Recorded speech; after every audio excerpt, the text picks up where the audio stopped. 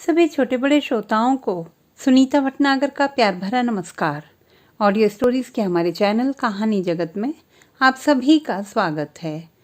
हिंदी कहानियों की श्रृंखला में आइए आज सुनते हैं मधु कांकरिया जी द्वारा रचित कहानी फाइल। परी कथाओं से मोहक तारों भरी वह रात इतनी संपूर्ण और जादू भरी थी कि उसके आकर्षण की डोर में बंधे हम सब गोल गोल घेरा बनाकर बैठ गए।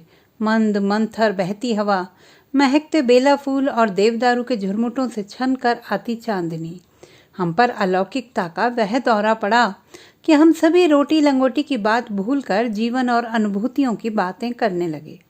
एकाएक श्यामली दी ने मुझसे पूछा, जानते हो दुनिया का सबसे बड़ा सुख क्या है? मैं गोबर गणेश की तरह आसमान की ओर ताकने लगी, जैसे वहीं से उतरेगा कोई जवाब। वे मुस्कुराई और बोली, दुनिया का सबसे बड़ा सुख है निस्वार्थ सात्विक सुख। हमारी टोली के सबसे छोटे सदस्य श्रीकांत के माथे पर सिलवटें गहराई। यह किस चिड़िया का नाम है? जिंदगी का सारा रहस्य जान लेने वाले आत्मविश्वास के साथ वे मुस्कुराईं। जिसने यह नहीं जाना, जानो उसका जीवन डस्टबिन पर मंडराते आत्मतृप्त कॉकरोच सा है। श्रीकांत ताव खा गया। तो बताइए, आपने ही कब भोगा इसे? कुछ उस रात का तिलिस्म, कुछ हमारा आग्रह है। रफ्ता रफ्ता श्यामली दी पीछे घूम गई। रसीले फानूस आम की तरह टप टप टपकती स्मृतियां, चांदनी सी एक उज्जवल रेखा उनके अधरों पर उभरी। सरसराते पत्तों की आवाज़ों के बीच गूंजने लगी थी उनकी आवाज़। मेरे जीवन के सबसे मचलते हुए दिन थे वे। पक्षी की पहली उड़ान की तरह ही रोमांचित मैं उन दिनों सिनी आशा में थी। सिनी आशा? वह क्या? मैंने और श्रीकांत ने एक साथ पूछा। कोलकाता में रहते और सिनी आशा का नाम नहीं जानते? स्ट्रीट चिल्ड्रन के लिए सबसे नामी स्वयंसेवी संस्था है यह सिनी आशा। उन्होंने दाएं हाथ की चूड़ियां ऊपर खिसकाईं और फिर प्रवाह में बहने लगी। हाँ, तो मैं बता रही थी कि अनुभवों की पूंजी बटोरने के वे मेरे सबसे समृद्ध दिन थे। हर दिन कुछ न कुछ अजूबा देखने को मिलता। पहले दिन ही मज़ा आ गया। जैसे ही सिनी आशा की दहलीज पार करने लगी कि देखा, बाहरी दीवार पर किसी मस्खरे ने लिख मारा था, देखो देखो गधा मूत रहा है। मैं अवाक, इतनी साफ सफाक सफ़ेद दीवार पर कोयले से यह किसने लिख मारा? सुरक्षा गार्ड ने हंसते हुए बताया, यह तप्ती दी की खोपड़ी से निकला है। जिसको देखो जीप खोलता और गंगा जल बहा देता। रात को मारे बदबू के हम लोग सोने ना सकता। कितनी बार लिखा, पेशाब करना मना, पर कौन सुनता? तो तप्ती दी ने गुस्सा कर ऐसा लिख मारा। बहुत खूब। मैं ऊपर पहुंची तो देखा झुंड के झुंड में पसीने की गंध से बज बजाती उठंग साड़ी पहने करीब 40-50 महिलाएं एक बड़े से कमरे में उजबक की तरह बैठी हुई हैं। पता चला सियालदह प्लेटफॉर्म, झुग्गी झोंपड़ियां और फुटपाथों पर रहने वाली ये वे महिलाएं हैं जिनके बच्चे सिनी आशा द्वारा किसी चैरिटेबल या अर्ध चैरिटेबल हॉस्टल में भेज दिए गए हैं। इन सब के बीच तृप्ति दी बड़े तृप्त भाव से उन्हें समझा रही थी, दया करके आप लोग महीने में कम से कम एक बार अपने बच्चों से अवश्य मिलने आए। आपको ताकते ताकते आंखें बाहर निकल आती हैं बेचारों की। इधर माताएं मुड़ी कि उधर तृप्ति दी फिर चालू। अब इन्हें भी क्या दोष दूं, यहाँ हर चीज़ का टोटा है। अब बच्चों को मुफ्त हॉस्टल में डाल भी दिया तो आने जाने के भाड़े का जुगाड़ मुश्किल। जुगाड़ हो गया तो दिन भर की खटनी से समय निकाल पाना और भी मुश्किल। तो यह तो है हाल। कमर में पल्लू खोंसते हुए तृप्ति दी ने चिंता भरे स्वर में कहा। यह तो है हाल तृप्ति दी का सबसे प्यारा जुमला था, जिसे वे गाहे बगाहे जब तब हर व्यक्ति और स्थिति पर जड़ दिया करती थी। उस दिन शाम को वे घर के लिए मेरे साथ ही निकली। मौका पाकर मैंने पूछा, यह सिनी आशा क्या किसी बंगाली बाबू की देन है? वे फिर चालू हो गई, अरे नहीं, यह तो किसी आयरलैंड वासी ने बनवाया था। अब देखो, यह तो है हाल। आया तो था यहाँ तफरीह करने, आत्मा परमात्मा, जन्म पूर्व जन्म, मंदिर और विभिन्न आस्थाओं वाले इस देश को जानने बूझने, पर मन रमा यहाँ की काला हांडी में। कहते हैं कि धूल में रंगते रिश्ते, फुटपाथों पर रोते कलपते बच्चों, नशे व कुटैबों के शिकार किशोरों और लाल बत्ती इलाकों की जख्म खाई किशोरियों को देखकर वह विचलित हो उठा और उसने इस संस्था की नींव डाली और जाते जाते कह गया, जिस परम तत्व और परमात्मा की खोज में मैं आया था, उसके मर्म को पा लिया। पान की गिलौरी को दाएं से बाएं घुमाते हुए वे फिर चालू हो गई। अब तुम ही देखो, इतने बड़े कोलकाता में जितने भी नशेड़ियों, फुटपाथियों और अनाथ बच्चों, दबे कुचले बच्चों या वासना की शिकार हुई युवतियों के लिए स्वयंसेवी संस्थान हैं, वे सब ईसाइयों द्वारा स्थापित हैं। तो यह है हाल। हम भारतीयों को तो पूजा पाठ, धर्मशालाएं, तीर्थ यात्रा और मंदिर निर्माण से ही कहाँ फुर्सत है। इन्हें विदेशों से फंड मिल जाता है। मैं बीच में ही बोल पड़ी थी। मुझे तेजी से काटते हुए कहा, ना ना, ऐसी बात नहीं। वरन मुझे तो लगता है कि यह इसलिए है कि इन्होंने धर्म को जीवन और रोटी से सीधा जोड़कर इसे फुटपाथों और झुग्गी झोंपड़ियों तक पहुंचाया है, जबकि हमने धर्म की ऊंची उड़ानें भरी हैं। अपने परिष्कृत रूप में हमारे यहाँ धर्म की शुरुआत अंतर यात्रा से होती हुई अंतःकरण की शुद्धता और परम तत्व की प्राप्ति पर खत्म हो जाती है। अब तुम ही देखो, उस आयरलैंड वासी के हृदय में कितनी मानवीय और महीन बात आई कि जिन किशोरियों को हम भविष्य नहीं दे सकते, कम से कम रात भर के लिए नाइट शेल्टर की व्यवस्था कर उन्हें भविष्य के लिए बचाकर तो रख सकते हैं। पान की गिलौरी को बाएं से दाएं घुमाते हुए किसी तत्व दर्शक की तरह उन्होंने फिर एक पते की बात कही। जानती हो श्यामली, मैं कई बार सोचती हूँ कि हमारे यहाँ क्रिश्चियनिटी जैसे स्थूल धार्मिक सिद्धांतों की ज़रूरत है, क्योंकि हम तो अभी तक रोटी और लंगोटी की ज़रूरत से ही ऊपर नहीं उठ पाए हैं, और उनको चेतना, अंतरात्मा, वेदांत और उपनिषद की, जिससे अति भोग और अतिचार के मारे वे यहाँ की त्याग और तपस्या की अवधारणा से संतुलित और अनुशासित हो सके। बात पूरी कर भी नहीं पाई थी तृप्ति दी कि तभी हल्का सा हो हल्ला सुनाई दिया। एक फील्ड वर्कर दौड़ती हुई आई। तृप्ति दी, जुनिया और मंगला के माई बाप आए हैं। कमर में पल्लू खोंसे जीवन से झल्लाई किसी बूढ़ी की तरह तृप्ति दी फिर बड़बड़ाई। जीना हराम कर रखा है इन लोगों ने। सीढ़ी की रेलिंग को पकड़े किसी बोरी की तरह लुढ़कते टुमकते तृप्ति दी नीचे ऑफिस में। जिंदगी का बोझ ढोती पसीने से लथपथ एक देह, बरसाती फफूंद सी बड़ी दाढ़ी। जैसे ही तृप्ति दी घुसी, जुनिया के पिता ने हाथ जोड़े। थोड़ी ही देर बाद खोखले तने की तरह सूखी एक मरगिल्ली स्त्री भीतर आई और उस पुरुष के पार्श्व में सहमी सिमटी सी बैठ गई। हवा में कड़वे तेल और पसीने की मिली जुली गंध फैल गई थी। अपनी भेदती तिरछी आंखों से तृप्ति दी ने दोनों को ऊपर से नीचे तक मुआयना किया। उनकी बदहवासी और घबराहट देखकर तृप्ति दी तृप्त हुई और फिर कड़कती हुई आवाज में गरजी, बेटियां हैं या शैतान की औलाद? क्या खाकर पैदा किया था? दुर्गा दुर्गा, हमारे तो स्टाफ की जान ही चली जाती। आपने एखुन ही लिए जान? दरकार नहीं बाबा, आप अभी तुरंत ले जाइए इन्हें, हमें ज़रूरत नहीं इनकी। मांगो कि दुस्साहस, बाप रे कितना दुस्साहस। दोनों के चेहरों पर काली रात का अंधेरा पसर गया।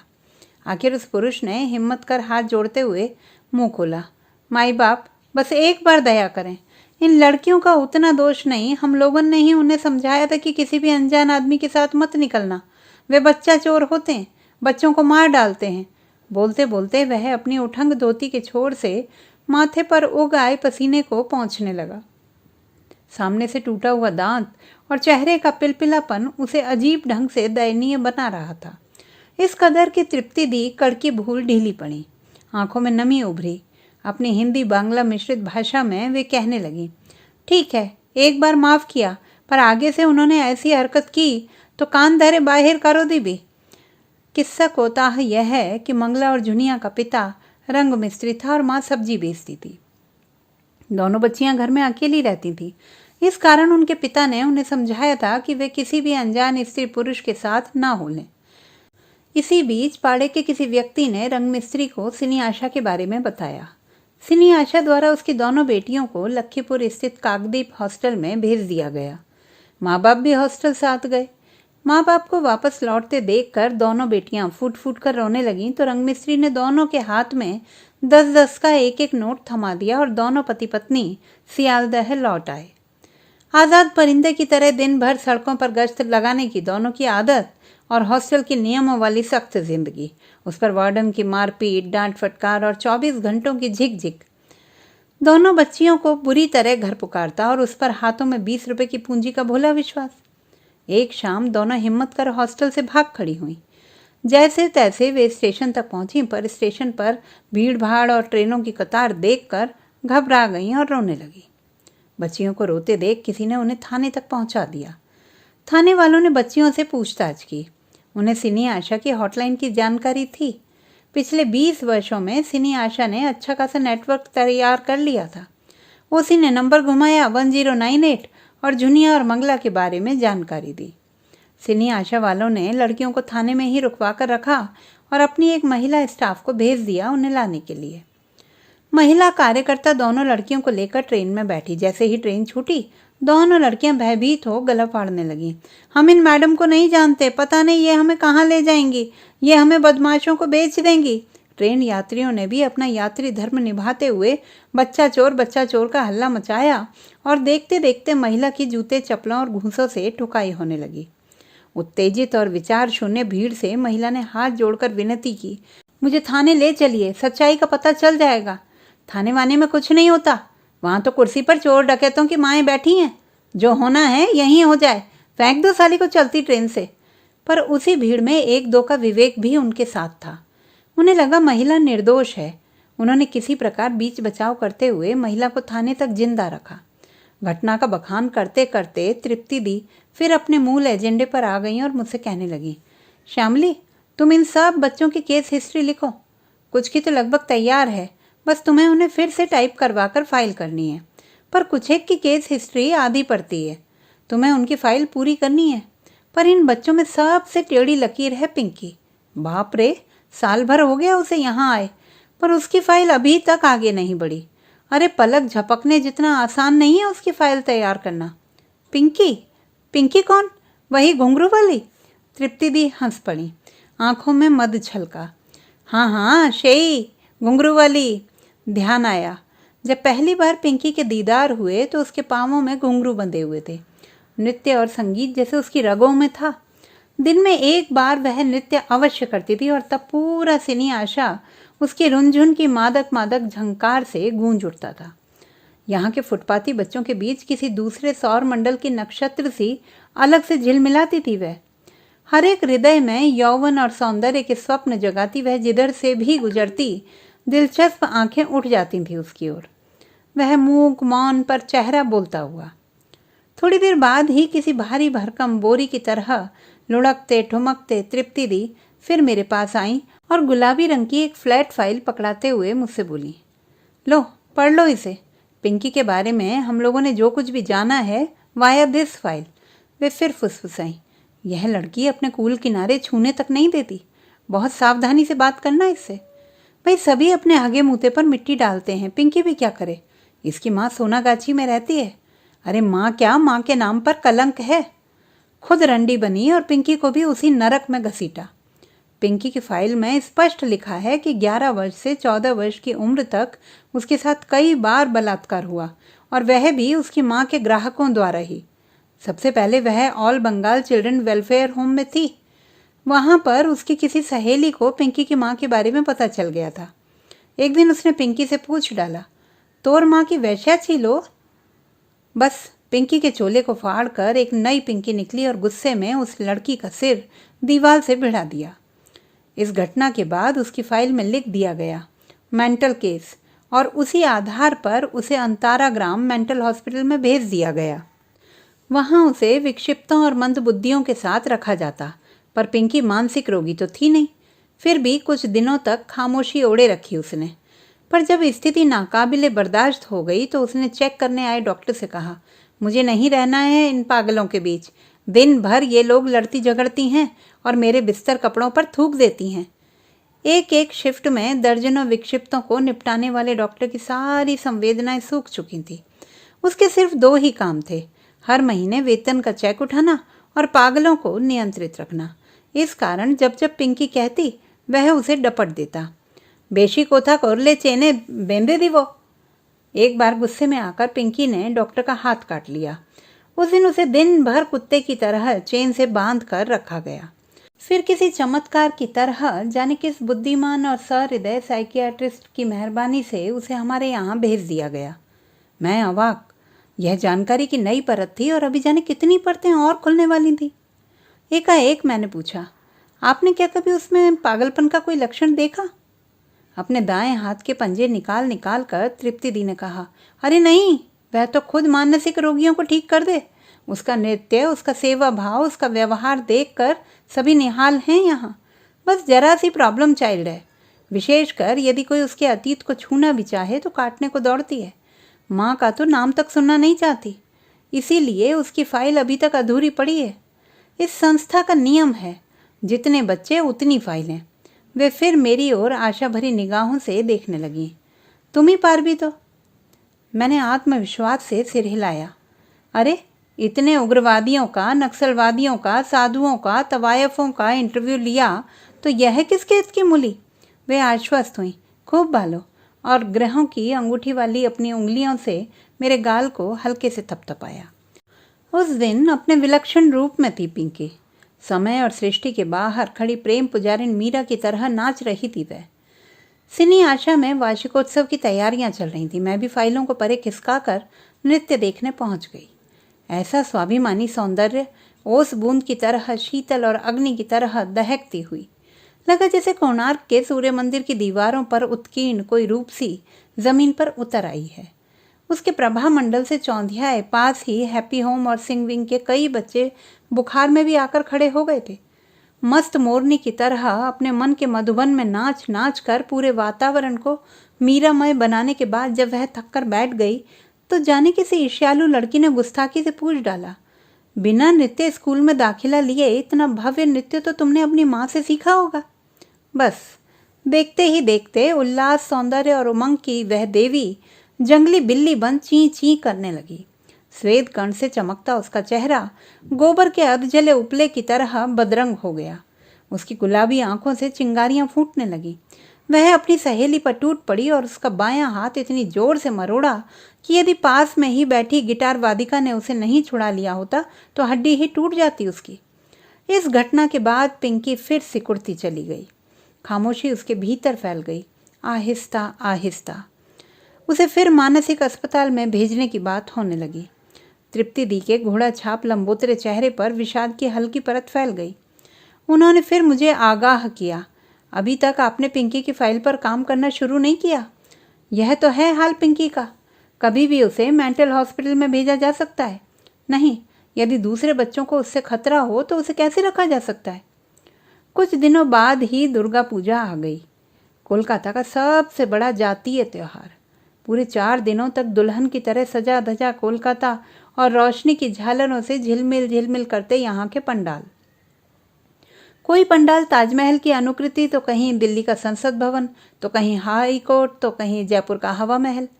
पूजा की वह धूम कि जिसने पूजा नहीं देखी वह अजन्मा। कोलकाता ही नहीं, आसपास के गांवों कस्बों से भी लोग बहते हुए चले आते यहाँ जिंदगी का स्वाद लूटने के लिए। हमारे सिनी आशा के भी अधिकांश बच्चे घर चले गए थे अपने परिवार के साथ पूजा मनाने। घने पेड़ों के झुरमुटों के बीच इक्के दुक्के ठूंठ की तरह गिने चुने वे ही बच्चे रह गए थे जो या तो बेहद बीमार थे या जिन्होंने दुनिया में अपने लिए बहुत ही कम जगह घेरी थी। ऐसे बेठौर ठिकाने वाले बच्चों को संभालना बहुत जानलेवा होता था, क्योंकि सावन की घटाओं की तरह हर पल इनके भीतर अपने उजड़े घर की धुंधली यादें उमड़ती घुमड़ती रहती। ये छुट्टियां उन्हें खुशनसीबों से अलग लहर दर लहर इनकी उदासी को बढ़ाती चली जाती। सिनी आशा के बरामदे में खड़े ये बच्चे पथरीली आंखों से अपने हम उम्र बच्चों को अपने माँ बाप और भाई बहनों के साथ जश्न मनाते देखते और लहूलुहान होते रहते थे। हम चाहकर भी उन दिनों उनके चेहरों पर हंसी नहीं उगा पाते थे। जिंदगी के जाने कितने रहस्यों को अपने भीतर समेटे पिंकी भी अपनी वीरान आंखें और गमगीन चेहरा लिए बरामदे में खड़ी थी। मैंने पीछे से उसके कंधों पर हाथ रखा। वह चिहुकी, ओ आंटी, चलो पूजा दिखा लाती हूँ। पूजा? क्षण भर के लिए उसकी आंखें चमकी, पर अगले ही क्षण उनमें सयानापन भर आया। नहीं आंटी, आज मैं खाली नहीं हूँ, उसने किसी बेहद व्यस्त गृहस्थिन के अंदाज में कहा। तुम्हें क्या काम है? उसने उंगली सिक विंग की ओर उठाई जहाँ कोई नया परिंदा जगह घेर रहा था। भोला। सिनी आशा के फील्ड वर्कर उसे सियालदह स्टेशन के प्लेटफॉर्म नंबर 5 से उठा लाए थे। उसके घुटने फूले हुए थे, वह दर्द के मारे ऐंठ रहा था। वह पत्ता खोर था। उसके पिता वैन चलाते थे। सियालदाह स्टेशन के पास ही पुल के नीचे उसकी खोला बाड़ी थी, जहां उसकी माँ 5-5 रुपयों में पत्ताखोरों को नशे के सेवन के लिए खोला बाड़ी किराए पर देती थी। भोला पत्ताखोर को पन्नी, ब्लेड, मोमबत्ती, दिया सिलाई पकड़ाते पकड़ाते स्वयं कब नशे की टान मारने लगा उसे भी पता नहीं चला। देखते देखते यह लत बन गई। पत्ता नहीं मिलता तो वह नशे की तलब मिटाने के लिए डेंड्राइट का सॉल्यूशन ही खाने लगा। ओ माँ, मांगो, भोला दर्द से ऐंठ रहा था। पिंकी उसे प्यार से डांट पिला रही थी। और टन पत्ता, कट पूरी गिरी। पिंकी ने हाथ के सहारे से उसे उठाया और उसे पेन किलर दी और फिर उसे सुलाते हुए डांट पिलाई। चौक मुंदे सुए ताक, तो तुम कब चलोगी? जब तक इसका दर्द कम नहीं हो जाता। ची ची कर दरवाज़ा बंद हुआ और मैं झल्लाती हुई बाहर। तीसरे दिन भोला को आराम मिल गया था और पेन किलर के प्रभाव से वह जम कर सो रहा था। उसके सिरहाने बैठी थी पिंकी, उदास और अवसन्न, आंखों से टपकते टप टप आंसू, जैसे महाकाल के कपोल पर लुढ़कती कुछ बूंदें। मुझे देखते ही वह फफक पड़ी। आप मुझे पूजा दिखाने के लिए ले चलने वाली थी ना? मुझे पूजा नहीं देखनी, मुझे अपनी ठाकुर माँ से मिलना है। वे बहुत बूढ़ी हैं, मुझसे मिलने नहीं आ सकती। आप मुझे मेरी ठाकुर माँ के पास ले चलिए, मुझे मिलना है उनसे। उन्हें देखे 14 महीने हो गए, जाने किस हाल में होंगी वे। पिंकी के दिल में अपनी ठाकुर माँ की यादों का एक तारा बज रहा था, पर मैं उसे कैसे समझाती कि तृप्ति दी ने मुझे पिंकी को ठाकुर माँ के पास भी ले जाने का मना किया है। उसकी ठाकुर माँ के घर के पास ही उसकी माँ का भी घर है। उसकी माँ को भनक पड़ते ही वह पिंकी को लेने वहाँ आ सकती थी। तृप्ति दी की चेतावनी मेरे कानों में गूंज रही थी। आप नहीं जानती उसकी माँ को, किसी भी प्रकार बहला फुसलाकर वह वापस पिंकी को उसी गंदगी में धकेल सकती है। आप नहीं जानती उसकी माँ को। यदि सप्ताह भर भी पिंकी रह जाए अपनी माँ के साथ तो उसी की भाषा बोलने लगेगी। यहाँ आई थी पिंकी तो बड़ी गंदी जुबान और आदतें थीं उसकी, बिना सड़ी और मादक के बात ही नहीं करती थी। और कमीज तो इतने खुले गले की पहनती थी कि आधा माल बाहर से ही दिखे। हमने उसे सरस्वती वंदना सिखाई, उसे अच्छे भावों के नृत्य सिखाए। पिंकी लगातार झंझोड़ रही थी। आंटी, मुझे ले चलिए अपनी ठाकुर माँ के यहाँ। एकाएक मुझे एक उपाय सूझा। मैंने सोचा कि कुछ ऐसा किया जाए कि पिंकी भी खुश हो जाए और मुझे भी इस खूबसूरत शाम की कुछ मलाई हाथ लगे। मैंने पिंकी से कहा, पिंकी, नहीं मामा थे के काना मामा भालो, मैं ऐसा करती हूँ कि टैक्सी में तुम्हारी ठाकुर माँ को ही लेकर यहाँ आ जाती हूँ, क्योंकि मुझे तुम्हें वहाँ ले जाने की इजाज़त नहीं है। तुमसे मिलवाकर मैं तुम्हारी ठाकुर माँ को वापस वहाँ छोड़ आऊँगी, पर इसके बदले तुम्हें भी मेरा एक काम करना होगा। हाँ हाँ, क्यों नहीं, बोलिए, मुझे क्या करना होगा? मैंने कहा, पिंकी, मैं जो कुछ भी तुमसे पूछूं तुम्हें उसका जवाब देना होगा। देखो, मुझे तुम्हारी फाइल तैयार करनी है, तुम्हारी पूरी केस हिस्ट्री। मैं बात पूरी कर भी नहीं पाई थी कि उसकी आवाज़ अकस्मात रामपुरी चाकू की तरह धारदार हो गई। क्या फाइल? और देखते देखते लोकगीत से लुभावनी पिंकी शोक गीत में बदल गई। मैंने हिम्मत कर कहा, तुम्हारी भलाई के लिए ही तो तैयार की जा रही है ये फाइल। वह धम से बैठ गई जैसे कोई बुलंद इमारत ढह गई हो। जाहिर था जिंदगी से लड़ते लड़ते वह जैसे थक गई थी। उसे ढहते देखकर मेरी हिम्मत इंच भर और बढ़ी। मैंने उसे फिर कुरेदा, देखो, माँ के प्रति तुम्हारी नफरत तो समझ में आती है, पर इन फाइलों ने क्या बिगाड़ा है तुम्हारा? मेरी बात सुन रेत पर पड़ी सोन मछली सी वह तड़प उठी। सुरमा सजी उसकी आंखें मिचमिचाईं। एक दीर्घ निश्वास छोड़ते हुए उसने कहा, अब कैसे समझाऊं आपको कि जितना मेरा नुकसान मेरी माँ ने किया उससे ज्यादा फाइलों के इन खुले जबड़ों ने किया है। निगल ली है इन्होंने मेरी समूची खुशियां।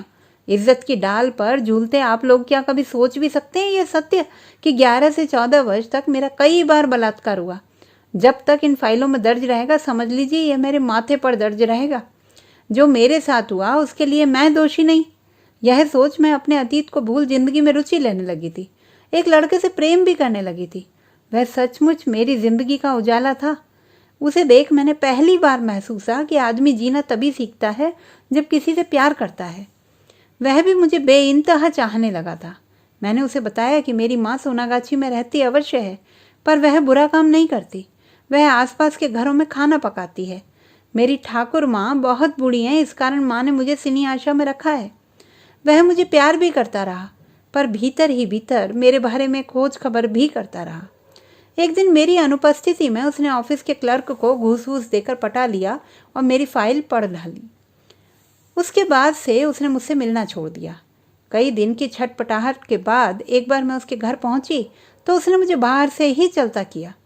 मैंने जब इस बेरुखी का कारण पूछा तो उसने मुझे ऐसी नज़र से देखा जैसे मैं कितनी गंदी और घिनौनी जानवर हूँ। उसका शब्द शब्द मेरी आत्मा को दाग गया। उसने मुझसे कहा, मैंने तुम पर कितना विश्वास किया, पर तुम रंडी की बेटी रंडी ही निकली। उसके बाद वह मुझे फिर कभी नहीं मिला। मेरे जीवन में काली रात का अंधेरा भर वह सदा के लिए चला गया। भीगे कबूतर की तरह मैं बैठी रही, मूक मौन। कनखियों से देखा मैंने, बूंद बूंद उदासी पिंकी के चेहरे से टपकते हुए अनंत में डूबती जा रही थी। लगा जैसे यह पिंकी नहीं, कोई आदिम शकुंतला थी। फर्क बस इतना ही कि वह अपनी अंगूठी और यह अपनी फाइल वापस मांग रही थी मुझसे। पिंकी से बिना कुछ कहे मैं वहां से खिसक गई, धीरे धीरे और बेआवाज पतझड़ के सूखे पत्ते की तरह। पूजा की छुट्टियां अभी चल ही रही थी। दूसरे दिन मैं फिर पिंकी के पास, पर आज मुझे देख उसमें कुछ भी नहीं जागा। उसके भीतर की बुलबुल मर गई थी। वह वैसे ही बैठी रही, खामोश अडोल। मैंने फिर उसके कंधे पर हाथ रखा और उसे उत्तेजित करने को कहा, मैंने तो तुम्हें होशियार समझा था, पर तुम तो मूर्ख निकली, महामूर्ख। वह सचमुच भड़क उठी, जैसे वामपंथी कांग्रेस की आर्थिक नीतियों से भड़क उठते हैं। क्या क्या मतलब? यह देखो तुम्हारी फाइल, बताओ कहाँ लिखा है इसमें तुम्हारे या तुम्हारी माँ के बारे में? क्षण भर के लिए पिंकी सोच में पड़ गई, पर दूसरे ही पल उसने फिर पलटवार किया। यदि इसमें नहीं लिखा होता तो समीर, हाँ वही लड़का, उसको मेरी माँ के नाम, मेरे पाड़े के नाम का पता कैसे चलता? उसे यह भी पता कैसे चलता कि 11 वर्ष से 14 वर्ष के बीच? बताओ कहाँ लिखा है इसमें? मैंने उसे फिर कुरेदा। पिंकी ने फाइल उल्टाई और एक जगह उंगली दिखाई। बैकग्राउंड हिस्ट्री, देखिए आंटी, यहीं कहीं लिखा होगा, उतनी अंग्रेजी मुझे नहीं आती। कहाँ? और देखते देखते मेरे फाउंटेन पेन की स्याही ने उसकी पूरी बैकग्राउंड हिस्ट्री को काली स्याही में बदल दिया। पिंकी बहुत चक्की। यह क्या किया आंटी? कुछ नहीं, जिंदगी की जंग ऐसे भी लड़ी जाती है। यह भी एक दुर्घटना थी, ठीक वैसे ही जैसे तुम्हारे साथ हुई थी। अब तुम ही बताओ, दुर्घटनाओं के लिए कोई भी दोषी हो सकता है क्या? पर तृप्ति दी को आप क्या जवाब देंगी? पिंकी मेरी चिंता में फूं फां करने लगी थी। मन ही मन मैं अपनी पीठ थपथपा रही थी। भले ही तृप्ति दी के समक्ष मैं लाजवाब हो जाऊं, पर इतिहास ने मेरे सिरहाने खड़े होकर कभी यदि ये पूछा कि तुमने क्या किया, तो मैं उसे कुछ जवाब दे पाऊंगी। पर प्रत्यक्षतः यही कहा, जवाब क्या देना है? फाइलों का यह देश, यहाँ फाइलें सिर्फ तैयार की जाती हैं, पढ़ी कहाँ जाती हैं। पहले भी 3 बच्चों की फाइल निपटा चुकी हूँ, उन्होंने पलटकर भी नहीं देखा। मैंने कह दिया पूरी हो गई और फाइल को रैक में लगा दिया। तुम्हारे साथ भी वैसे ही होगा। बतलाते बतलाते श्यामली दी का चेहरा भोर की किरणों सा जगमगा उठा था। भाव विभोर होकर वे बोली। वह एक अतीन्द्रिय अनुभव था। लगा जैसे मैंने धरती के एक घिनौने धब्बे को साफ कर दिया है। और पिंकी, वह तो जैसे सेमल के फूल की तरह हल्की हो आसमान में उड़ रही थी। हम सब उड़ गए थे, पर श्यामली दी के मन का पर्दा अब भी उन्हीं चित्रों से भरा हुआ था। तो दोस्तों, ये थी हमारी आज की कहानी। आपको कैसी लगी कमेंट बॉक्स में लिखना ना भूलें। चैनल को सब्सक्राइब करें, लाइक करें और मित्रों के साथ शेयर करें।